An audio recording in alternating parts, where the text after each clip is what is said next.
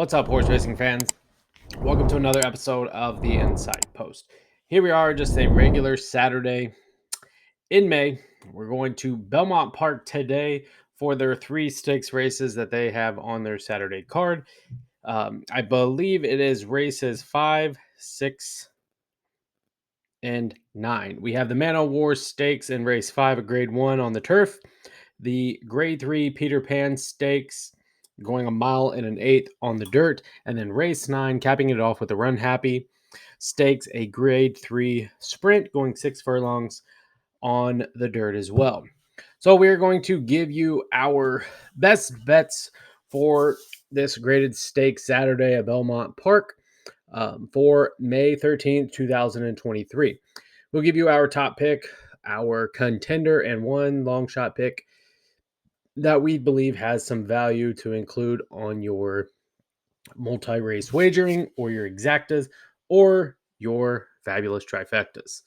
So here we go, right into race 5. Again, mile and 3/8 on the inside turf, the Man o' War Stakes. Looks to be a great betting race.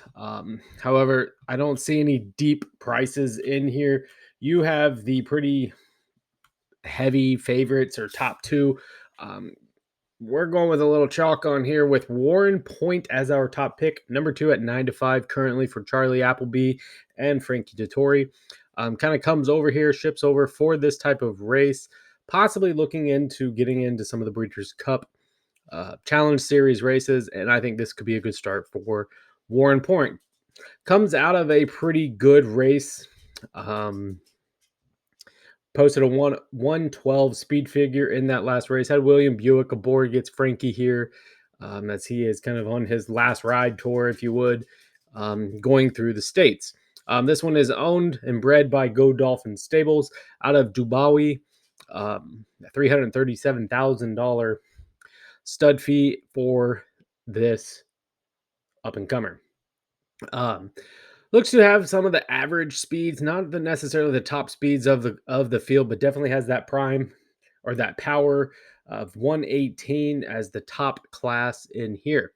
If you look at it, the distance in the surface for trainer Charlie Appleby has a really good ROI of 26%, and stakes races coming in with 20 wins at 45%.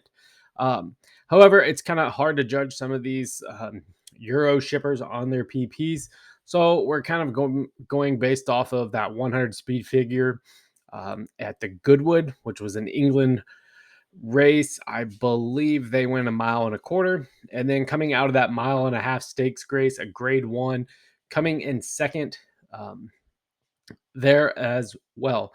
So it has some great stakes races across the pond. Coming out of a big grade 1 stakes race back in February, comes in here looking to pick up the big Man of War. Red Knight is going to be our second pick. We know the horse was beaten out by Verstappen, who is also in here. Gets Irad Ortiz back aboard, and obviously with the jockey changes, that's kind of like a checkbox for us. Switching it back up. Last time Irad was on this in the William McKnight Stakes, grade 3 stakes race at Gulfstream Park. He was able to win, beat out Value Engineering and Wicked Fast not being in this. But I think definitely has some speed of the field in here, posting 100 speed figures. And as you can see on the past performances in the last several races, comes out of that Longines Breeders' Cup turf. Kind of was off the pace, really didn't have anything, finished 11th. Don't even look at that race. Just kind of know it as class coming out of that, or has some class comparable to some of the other ones in here, or a little bit higher on the other end of things. Again, you have Channel Maker, Verstappen, Howl Street, and Soldier Rising. So Soldier Rising will be our third pick, just because we kind of like that coming off of that big layoff. Last race, November 26, 2022. Comes out of the Red Smith Stakes at Aqueduct, going a mile and 3/8 on a firm turf. Looks to have struggled if you look at the last 3 races. Did finish third in the Sword Dancer Stakes, I believe is what that was at Saratoga. Comes back to Belmont, where the horse is 5-1-2 on the Belmont surface. So interesting to see. Has some decent average speed that I think will help this horse. Um, really like this sire out of Frankel, um, owned by Matacat Stables. Gets Jose again back aboard on this horse. It's kind of flipped back and forth between him, Irad, and Manny Franco. Has beat out some of the other horses in here, such as Value Engineering. Was beat out by Channel Maker there, kind of a failed second option or second choice going in there. Has ran in some big stakes races. If you look past um, the last or that middle section of its career, however, getting the first start in 2023 is kind of what we're checking in this box for Soldier Rising. Really not going with a long shot in here. Value Engineering looks to be some value at 12-1 with Mike Maker, who's training really well. Has had horses that are in good form at Belmont in this early weeks of their opener. So kind of watch this one here if you want to roll in Value Engineering. Again, an interesting horse that probably could hit the board in this type of race just by being able to run with some of this other competition. Race 6, we switch it up. We go to the dirt. We are still going over a mile and an eighth here for 3-year-olds. We have the grade 3 Peter Pan Stakes. I feel like this race could be one of the most wide open races on the card, especially for a stakes race. There is a favorite that, of course, we have to go with in here just because he's really not done anything wrong. In Bishop's Bay, the 9 steps up in class. However, for Brad Cox, gives Florent Giroux a big 96 and 88 speed figures the last 2 times out. But however, going right into this grade 3 stakes race, again, Brad Cox, Spendthrift Farms, Windstar Farm Bred, definitely has the connections out of Uncle Mo, has Pioneer of the Nile on the dam side. So a definite horse that has all the pedigree, checks all the boxes for connections. Just looking at, is it ready to go that extra distance? It ran a mile last time out. Here we're going a little bit extra at a mile and an eighth. Coming in from Fairgrounds, interesting to see. But again, coming off of Lasix, another why I'm saying that this field or this race could be wide open. Next pick, we're going a little bit deeper or a better priced horse in here in Go Soldier Go for Todd Pletcher and Flavion Pratt. If you look last raced out in the grade 2 UAE Derby, finished 5th. We kind of know what happened with the UAE Derby. Runners being Derma Sotogaki being the better one coming out of the Kentucky Derby, but there was a lot of talk behind that horse, and I think this is a definite class drop for Go Soldier Go coming in here. Interesting enough, I think this is a good spot. First time coming over to the States and racing, has been at Maidan Racecourse in all 5 of his starts. So interesting to come over here. Definitely is going to have the upper hand of the class. Has the speed also in here that has been improving on its speed figures, 99, 93, 94. So gets that little uptick, a little bit on the speed side. Comes off a pretty decent sized layoff. March 25th was the last time this horse ran. Of course, coming from Maidan. Should be interesting. Looks to have okay workouts, nothing that has blown off the page or that has really stuck out to compare to some of these other horses. But one to definitely consider just based off of that class drop. Third pick, we're going to the inside. This is a 3-year-old son out of Arrogate with Tappet on the dam side of this one as well.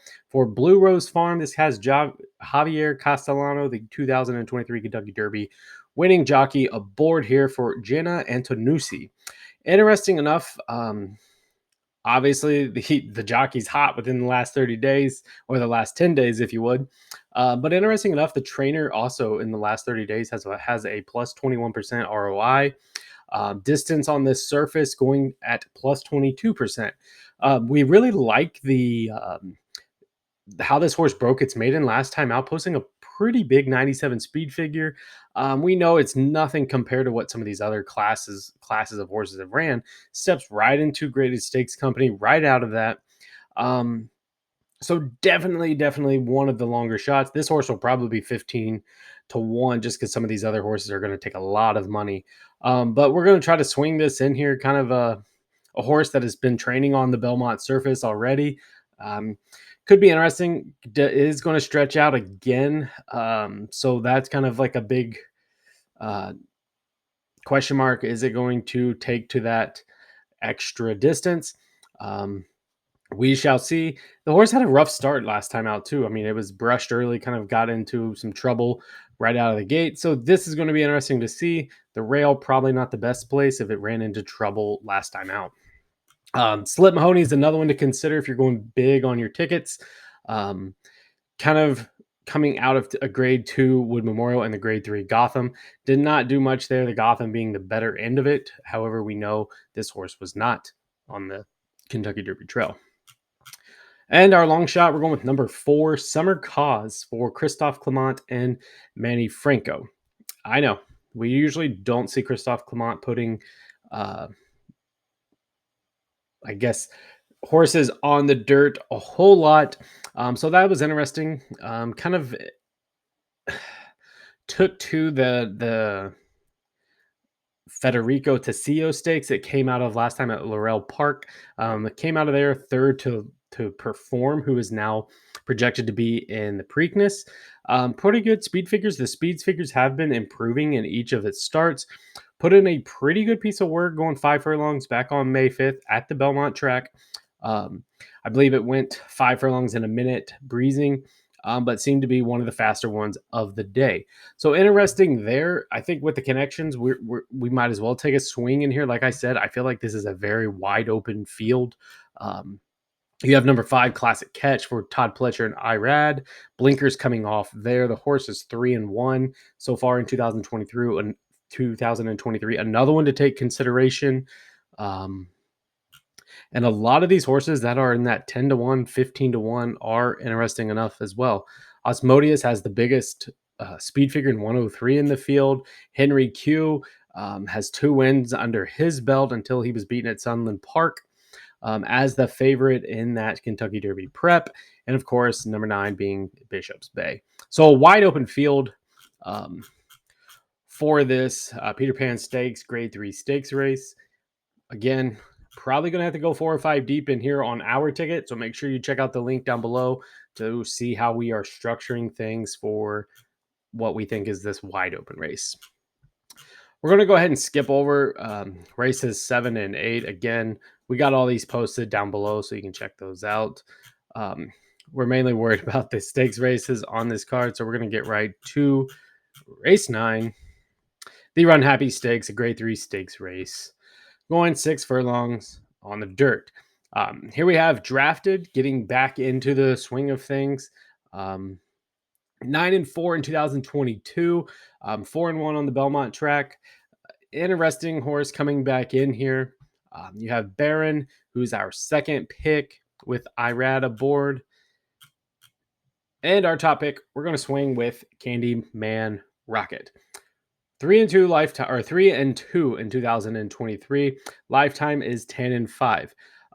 If this horse can get back to where it was January into February, coming out of that Gulfstream Park Sprint, right out of an allowance company race, 102 and 100 speed figures with Junior Alvarado aboard, just looked like a horse that was in great form. Then goes right to the Count Fleet back in April and absolutely struggles. And I'm hoping that was just a bad race. Interesting enough, I mean, I can't say they went too fast. There's really nothing that went wrong. I think the horse just got into trouble, was shuffled back. And I believe there was like 10 horses in that one. So just got shuffled back. But we're hoping that that race is just tossed, coming back in here in a grade 3 stakes race to try to pick up some of that form that it once had. This horse was on the 2022 Kentucky Derby Trail coming out of the Sam F. Davis with a win. The Tampa Bay Derby, I believe, finished 11th, and there was again just a distance thing. Went to the Wood, same thing. Distance was the issue. I think 6 furlongs is where this horse wants to be. It's just it's got to have a better trip. It's got to be close to the lead to be in contention in here. Junior Alvarado, Wilmot, when they get together, seem to be um, hitting fairly often. So we're going to try this one as our top pick. Next, we're going with Baron, number 2. Like I said, Irad and Robert Reed pick up on this one. Kind of a cheaper priced horse out of Wigigla, the sire. Kind of not really familiar with that one.